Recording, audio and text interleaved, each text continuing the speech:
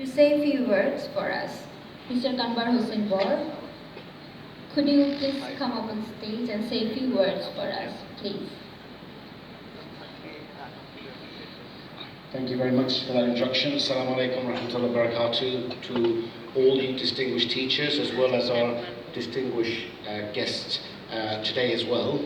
It's a real honour for me to be here on behalf of the British High Commission, although I must say from the outset, I do speak with you with some trepidation. A room full of teachers is not something that I recall very much except from my childhood.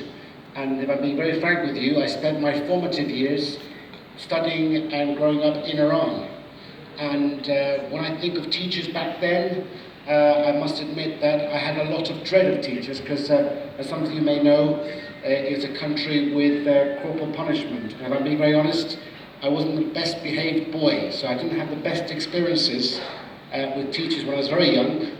I'm glad to say that when I came to the UK as a newcomer at age 7, I had an extraordinary welcome by teachers in my schools in the UK. They made me feel welcome, helped me teach English, and I'm forever grateful and in debt to the work that they did, and as ambassadors of your profession, helping young people across the world to meet the challenges that young people face, but most importantly, have the opportunity to learn. So in that regard, I'm very pleased to be addressing you all. I'll just say a very few words because we've already heard today about the excellent International School of War programme. For me, it speaks volumes of the relationship that the UK and Bangladesh have. Because as many of you may know, the UK was with Bangladesh ever since its inception in 1971 through your liberation war, and thereafter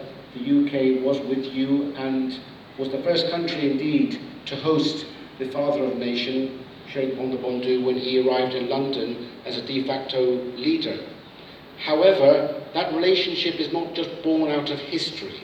That relationship is still thriving and indeed going from strength to strength. And it's a reflection of the fact that as Bangladesh succeeds and transforms, the relationship with the UK will also transform. Today's setting is a reflection of those deep ties in the education sector.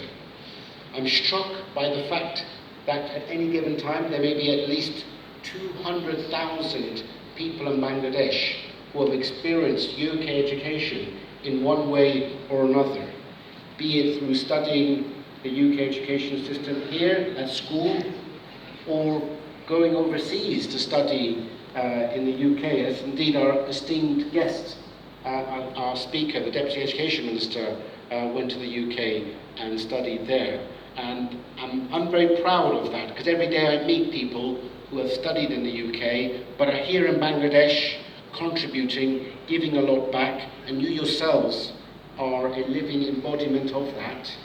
Many of you using the English medium to help train and develop the next generation of Bangladesh.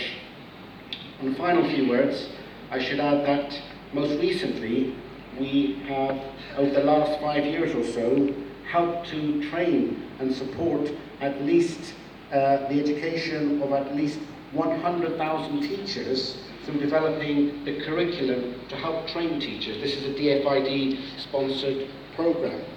We've also, over the last 5 years or so, helped support the government of Bangladesh's efforts to ensure that at least 500,000 young children are receiving primary education, 50% of whom are young girls. For me, as someone who lives in Bangladesh and sees the rapid progress of Bangladesh on a day-to-day basis, it's quite clear that this is a country on the rise, overcoming tremendous challenges and achieving so much in such a short space of time. That credit is really down to you, the people of Bangladesh.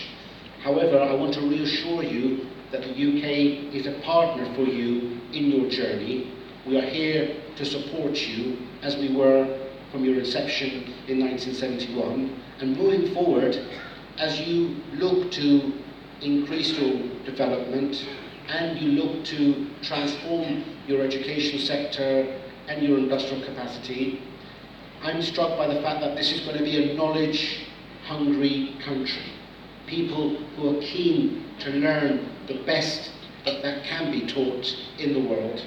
And the UK prides itself on having a world-class education and skills offer.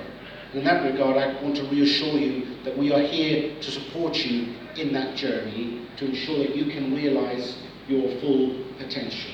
So without any further ado, I want to say thank you very much for having me here today, and congratulations to all of you for achieving so much. And on a personal note, thank you also for being noble ambassadors for a great profession which helps to transform the lives.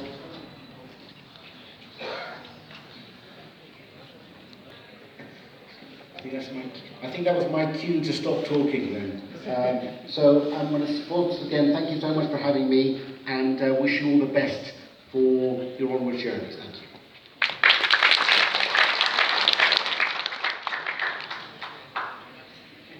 Thank you very much, Kanwar, for your words. Now I would like to request Mr. Muhibul Hassan Chaudhry, MP, Honorable Deputy Minister